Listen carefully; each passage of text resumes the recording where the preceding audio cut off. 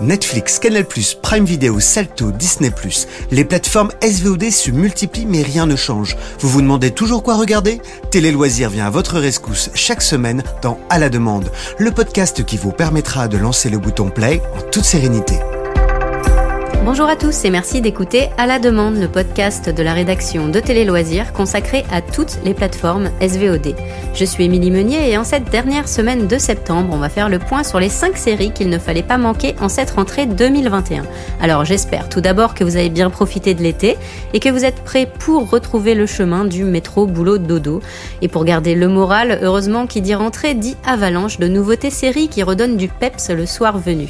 Pour nous, les 5 séries de la rentrée à regarder de toute urgence pour une reprise réussie, si ce n'est pas déjà fait, c'est Clickbait, Only Murders in the Building, Jeune et Gaulerie, L'Opéra et Germinal.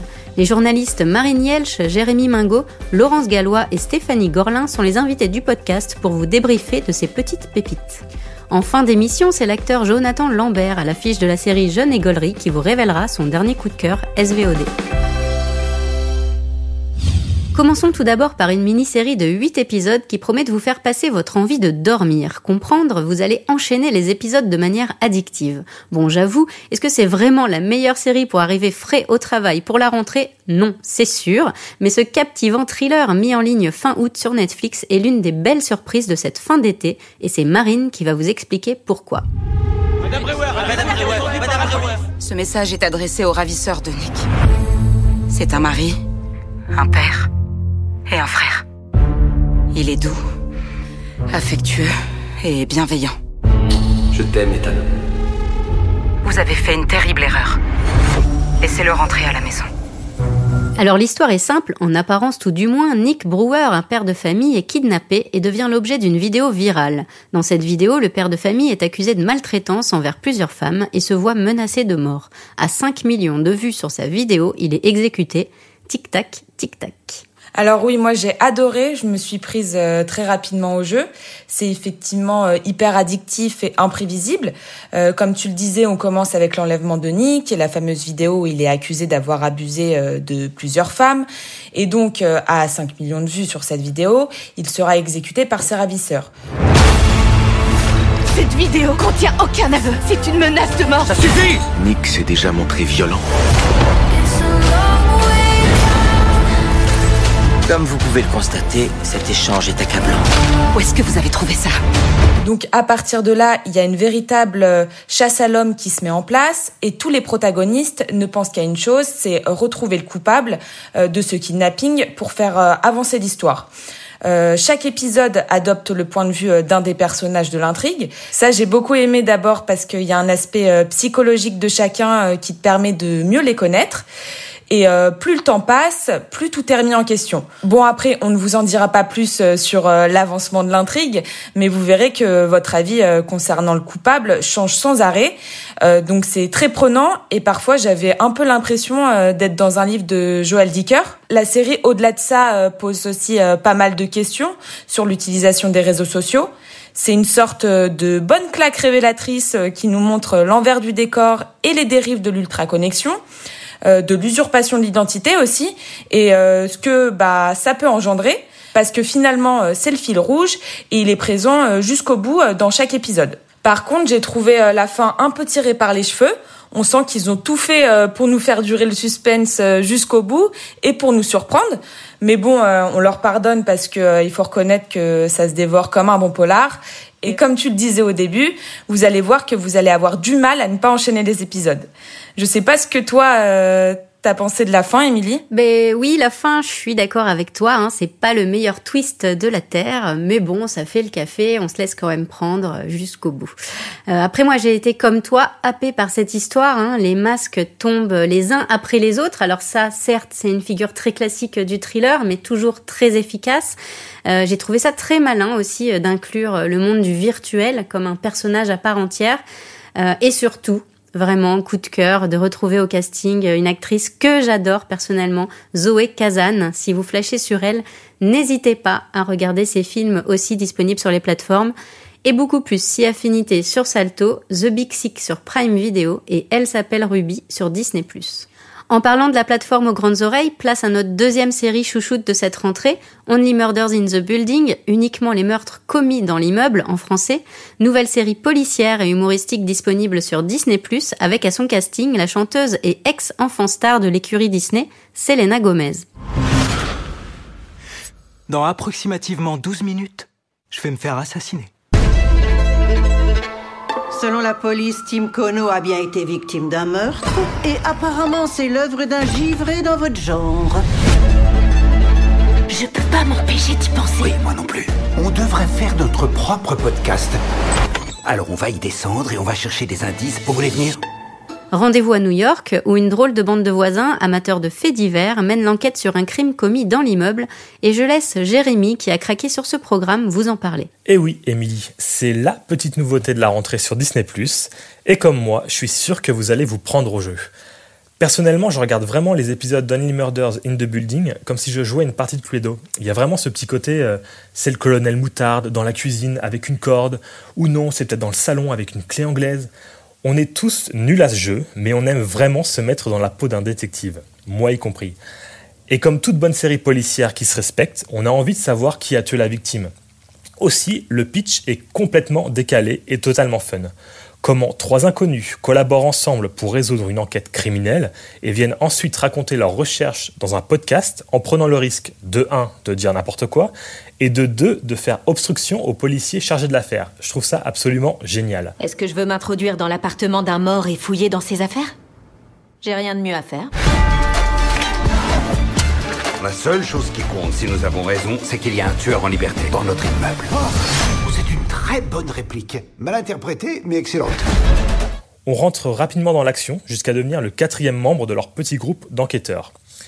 Et très vite, on comprend que Mabel, Oliver et Charles sont comme nous, de simples amateurs. Le ton d'Only Murders in the Building devient alors rapidement une petite farce régressive, euphorisante et très très drôle. Il y a évidemment un fossé générationnel qui se crée entre Mabel, incarnée par la chanteuse pop-star Selena Gomez, et les 2 septuagénaires Oliver et Charles, joués par Steve Martin et Martin Short, tous les 2 amis dans la vie. Bref, avec son trio enchanteur et son humour ravageur, Only Murders in the Building devrait aisément vous charmer. Et cerise sur le gâteau, une saison 2 d'Only Murders in the Building a déjà été commandée. Passons maintenant en mode VF. Et oui, il n'y a pas que les séries anglo-saxonnes dans la vie. En cette rentrée, la jeune comédienne et scénariste française Agnès Hurstel, également chroniqueuse pour France Inter, a sorti le 2 septembre sa série Jeune et Gaulerie sur OCS. Une série récompensée du prix de la meilleure série française à Lille lors du festival Sérimania. On m'avait tout fait, mais l'enfant caché jamais. Je suis désolé, je voulais pas que tu la prennes comme ça, mais je peux pas lui présenter n'importe qui. Est-ce que tu te souviens du gars à qui j'ai roulé une belle grâce à toi au club en juillet ? Le mec un peu vieux et dépité. Il s'appelle Francis, il a 47 ans. 47 ans. Il perd ses cheveux déjà ? Je bande. S'il te plaît, tu laisses Alma en dehors de tout ça. Hier à l'école, elle a soulevé sa robe pour faire comme la copine de papa. Non mais Prune sera une super belle mère. Vous l'aurez compris, cette série de 8 épisodes ne fait pas dans la dentelle et s'attache à raconter la vraie vie, faisant sauter quelques clichés au passage et les barrières générationnelles avec son héroïne Prune, aspirante comique de 25 ans, qui tombe sous le charme d'un père de famille de 47 ans.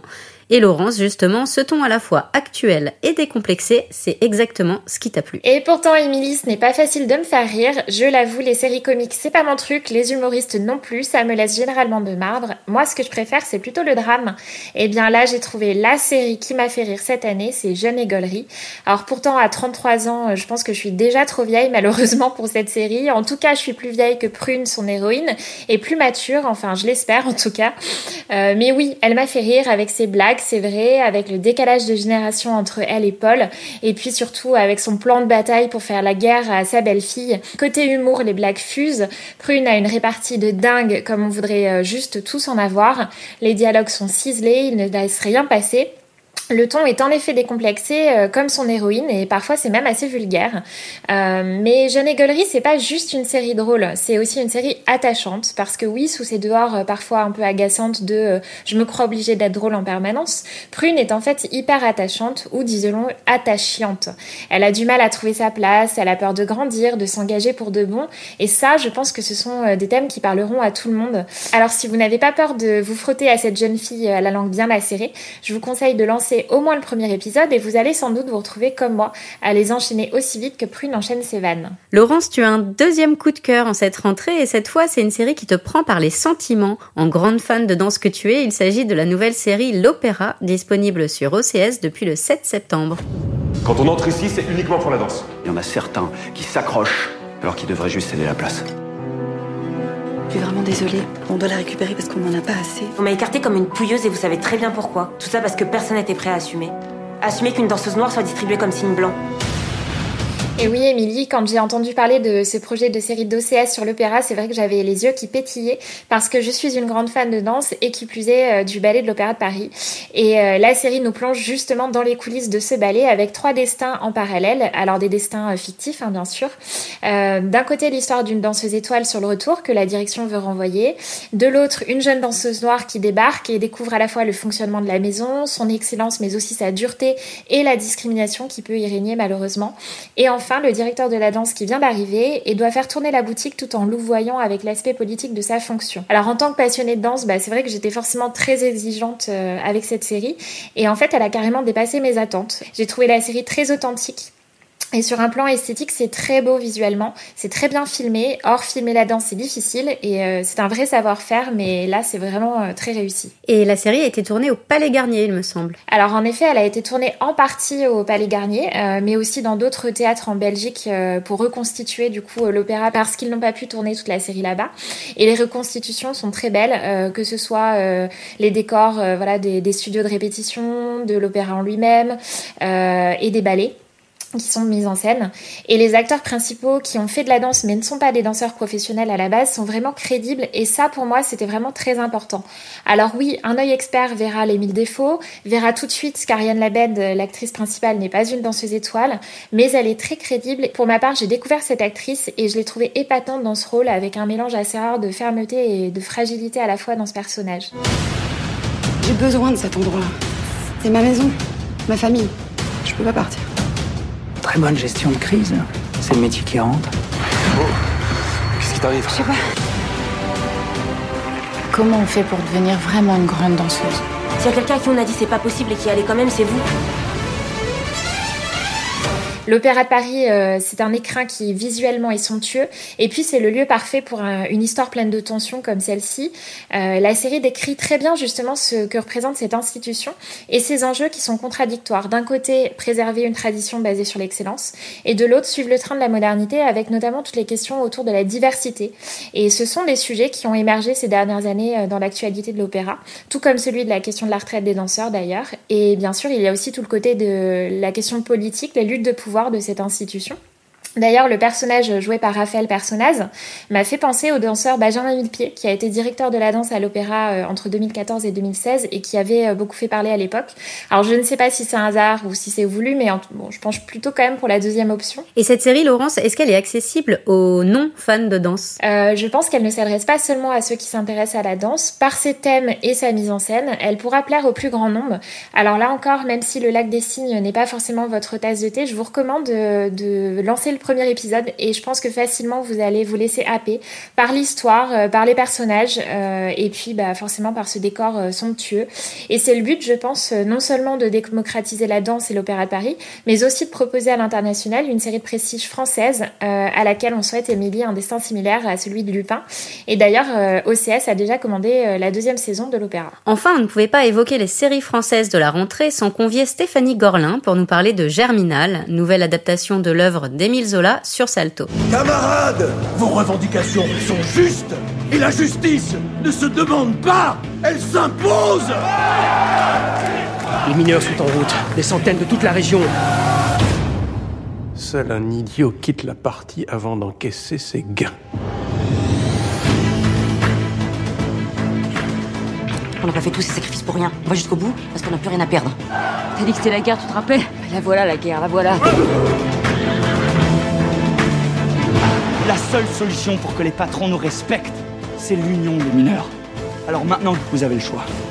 Soit vous êtes avec nous, soit vous êtes avec les patrons. Cette mini-série événement récompensée par le prix du public au festival Sérimania a mis les petits plats dans les grands pour convaincre le public. Oui, Émilie, il faut dire que pour cette coproduction, France Télévisions, Salto et La Rai ont dépoursé une douzaine de millions d'euros. Mais bon, il faut se donner les moyens de ses ambitions et là, c'est vraiment réussi. Cette série de 6 épisodes a réuni aussi 50 personnages, 2000 figurants, sans oublier les 40 décors construits pour l'occasion. En effet, c'est un gros chantier, tout pour nous replonger dans une ambiance bien particulière. Oui, retour à la fin du 19e, donc, dans les mines de charbon du nord de la France, à côté des mineurs, dont les conditions de vie sont absolument misérables. L'abaissement de leur salaire et le durcissement de leurs conditions de travail en général les poussent à la grève. Et un bras de fer terrible s'engage avec la compagnie qui les emploie. Et donc, est-ce que tu as été charmée, Stéphanie, par cette série ? Absolument. Alors ok, parfois le vocabulaire un peu trop moderne peut faire tiquer, comme les maquillages un peu trop bien faits, mais au final, cette adaptation du Germinal de Zola bénéficie d'une mise en scène aussi élégante que rythmée et est servie par des acteurs impeccables et qu'on adore. Alix Poisson, Guillaume de Tonquédec, Samy Bouajila, Thierry Godard, et ça c'est vraiment chouette. Place maintenant à l'acteur Jonathan Lambert, le vieux dans Jeune et Gaulerie. C'est lui et son conseil série pour cette rentrée. C'est La méthode Kominsky, la série de Netflix avec Michael Douglas. C'est une série qui m'a, je sais pas, j'ai été très ému, ouais, très touché, D'abord, je suis fan de Michael Douglas déjà, donc la moitié du travail était faite, mais je trouve que ça aborde de manière intelligente. Alors c'est peut-être aussi un peu boutique comme on dit, parce que c'est un peu sur le métier de comédien et les échecs et le temps qui passe. Bon, j'ai pas leur âge, mais j'ai trouvé ça formidable. Pour résumer, si vous voulez faire le plein de séries en cette reprise, on vous conseille fortement de vous ruer devant Clickbait sur Netflix, Only Murders in the Building sur Disney+, Jeune et Gaulerie et l'Opéra sur OCS et Germinal sur Salto. C'est déjà la fin de ce podcast, n'hésitez pas à nous soutenir en likant et commentant l'épisode sur les réseaux sociaux. Merci à vous et à la semaine prochaine pour un nouvel épisode d'À la demande avec toujours plus de programmes à découvrir sur les plateformes. Vous pouvez retrouver ce podcast sur Deezer, Spotify, Apple Podcasts et toutes les plateformes de podcast.